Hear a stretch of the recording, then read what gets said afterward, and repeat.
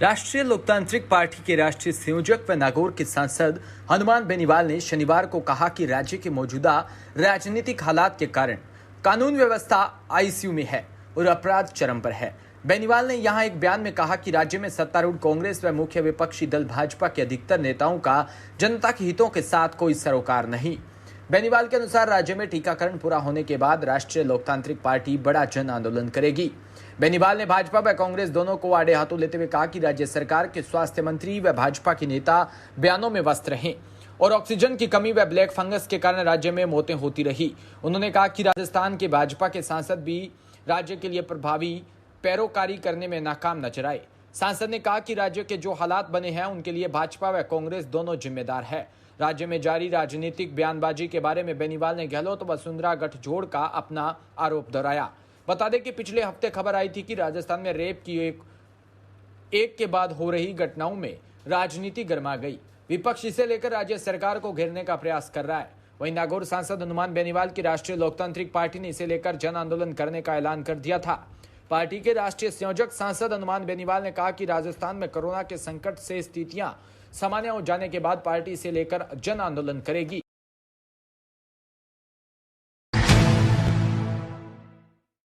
हनुमानगढ़ जिले के संगरिया के आदर्श विद्या मंदिर में आज 11 बजे सेवा भारती समिति संगरिया के सदस्यों ने संगरिया के पत्रकारों को कोरोना काल में समाचार और अच्छी कवरेज पर करने पर कोरोना योद्धा सम्मान पत्र देकर सम्मानित किया।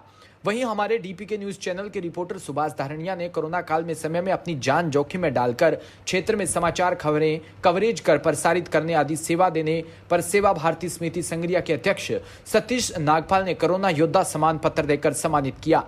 मौके पर उपस्थित समिति के सदस्य अध्यक्ष सतीश नागपाल, पुरुषोत्तम मिड्ढा, धर्मेंद्र अरोड़ा, अमित गोस्वामी, हरप्रीत सिंह, जसविंदर सिंह सेवक और सोमराज बावरा व तरसेम गर्ग उपस्थित रहे।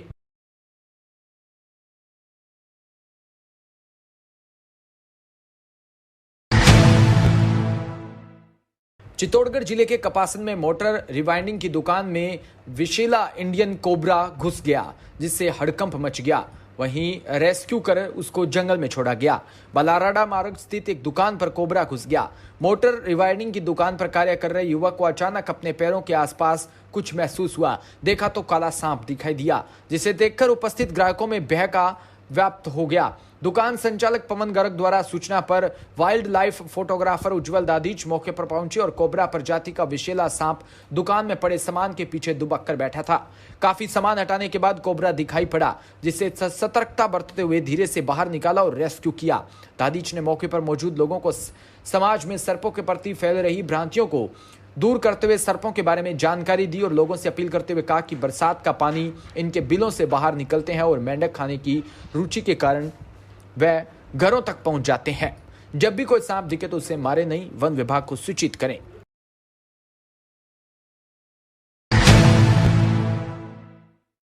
शाहपुरा में अखिल राजस्थान अनुसूचित जनजाति पिछड़ी जाति अधिकारी कर्मचारी संयुक्त महासंघ के आयुष प्रकोष्ठ राजस्थान ने आयुर्वेद व भारतीय चिकित्सा विभाग में आयुर्वेद व निदेशक आयुर्वेद चिकित्सा अधिकारी प्रथम प्रभारी रसायनशाला के 500 पदों पर अनुभव योग्यता में 2 वर्ष का शिथिलन प्रदान करने पर मुख्यमंत्री अशोक गहलोत का आभार जताया।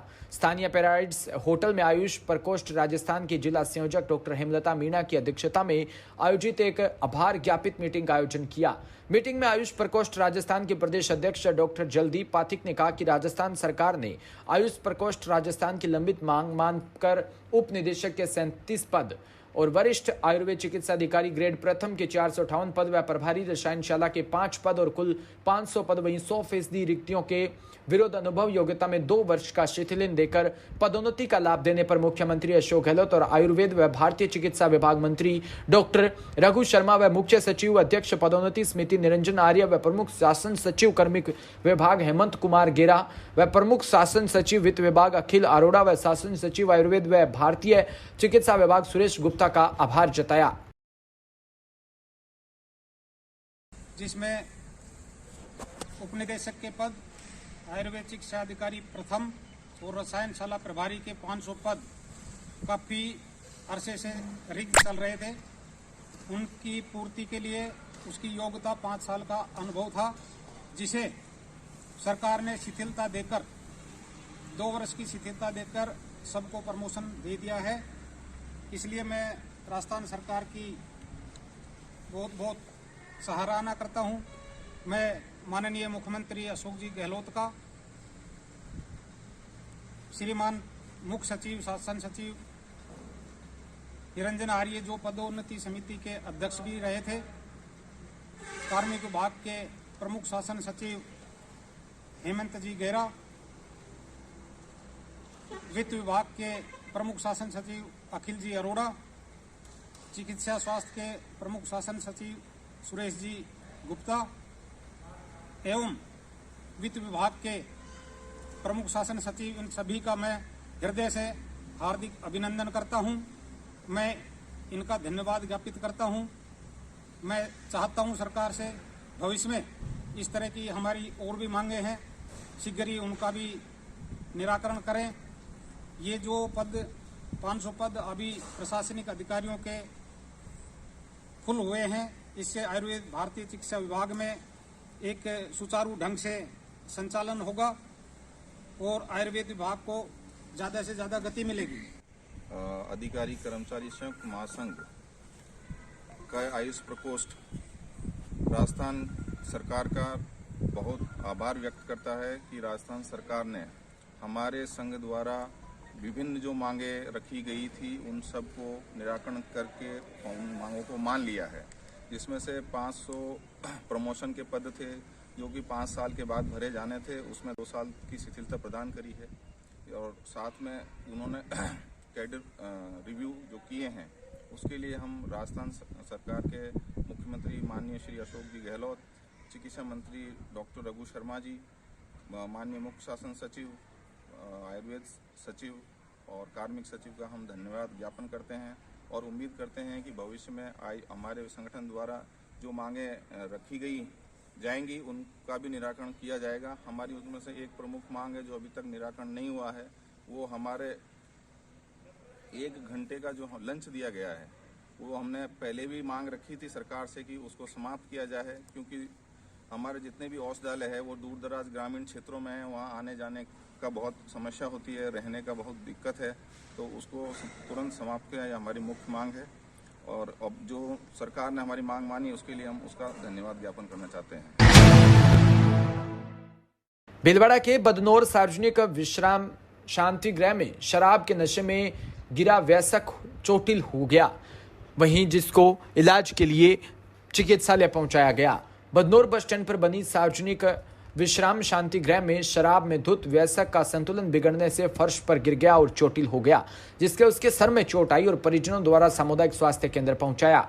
डॉक्टर योगेंद्र फुलवारी ने घायल का प्राथमिक उपचार किया। पूनम फुलवारी निवासी गायत्री नगर चोटिल हुआ।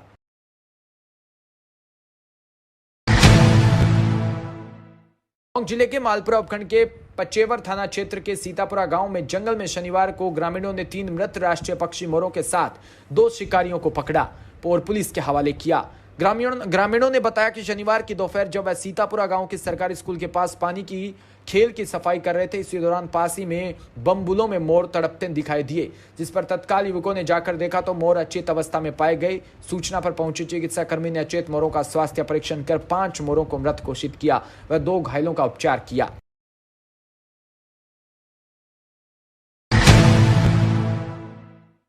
श्री डूंगरगढ़ में महापुरुष समारोह समिति द्वारा उपखंड अधिकारी डूंगरगढ़ कार्यालय की मांग पर 6 कूलर प्रदान किए। समिति संयोजक सुशील सेरडिया ने बताया कि आर्थिक सौजन्य स्वर्गीय श्रीमती लक्ष्मी देवी धर्मपत्नी स्वर्गीय श्री पूनमचंद सेवक के परिवार का गंगाराम रूगलाल बोहती व कानीराम रामेश्वर लाल तोशिनवाल और सीताराम प्रजापत ठेकेदार और भोजराज प्रजापत ठेकेदार श्री डूंगरगढ़ हुणताराम मोहन लाल जाखड़ रीडी का रहा। वहीं समिति अध्यक्ष श्री गोपाल राठी के एल जैन, ललित बोहती और विजयराज सेवक और सत्यदीप बजरंग सेवक और रामेश्वर लाल तोशनीवाल और विजय महर्षि, संजय करवा और सुरेश भदानी व प्रदीप तोशनीवाल और अशोक पारीक के उपखंड अधिकारी महोदय को कूलर सौंपे। उपखंड अधिकारी दिव्या चौधरी ने कार्यालय की मांग पर तत्काल कूलर उपलब्ध करवाने के लिए महापुरुष समारोह समिति व दानदाताओं का आभार प्रकट किया।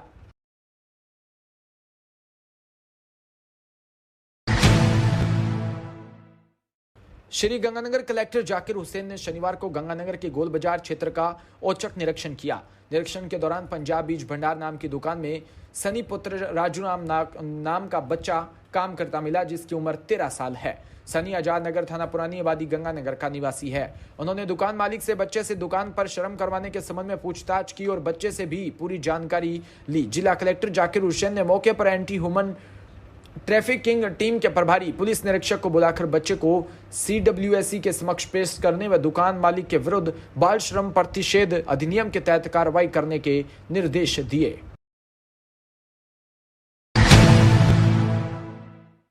अलवर में श्रम राज्य मंत्री टीकाराम जूली ने रविवार को बाबा गरीबनाथ छात्रावास में 2 नवनिर्मित कमरों का लोकार्पण किया व वैक्सीनेशन कैंप का भी शुभारंभ किया। श्रम मंत्री टीकाराम जूली ने बताया कि मेघवाल विकास समिति व फतेह सिंह कांडका कोटका सिम के परिवार द्वारा बाबा गरीबनाथ छात्रावास में 2 नवनिर्मित कमरों का निर्माण करवाया। शहर में रहकर जो बच्चे पढ़ाई करते थे, कोविड से रिलेटेड कोई मरीज भर्ती है, उनके परिजन भी यहां रह सकते हैं। अलवर जिले में काफी परिवारजन यहां आते हैं और उनकी पूरी सुविधा उपलब्ध करवाई जाएगी।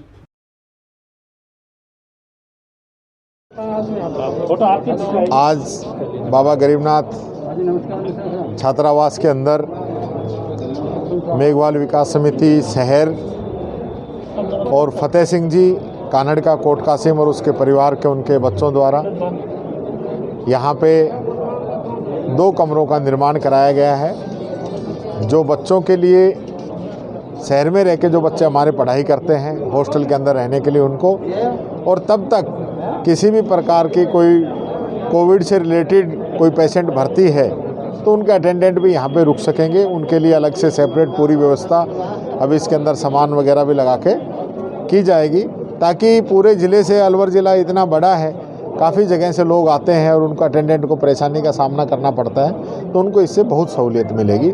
मैं पूरे समाज को और ख़ास तौर से फतेह सिंह जी और उनके परिवार को, स्वरूप जी को, धर्मपाल जी को और विजय कुमार जी को, अभय सिंह जी को, इन पूरे परिवार को इस अवसर पर बहुत बहुत धन्यवाद देता हूँ।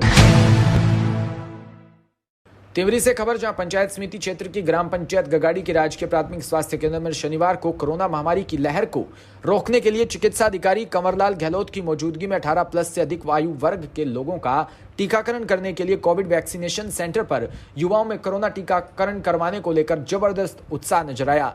टीकाकरण सेंटर पर सुबह से ही युवाओं ने आना शुरू कर दिया था। गगाड़ी PHC में एक दिन में रिकॉर्ड 451 युवाओं का टीकाकरण हुआ।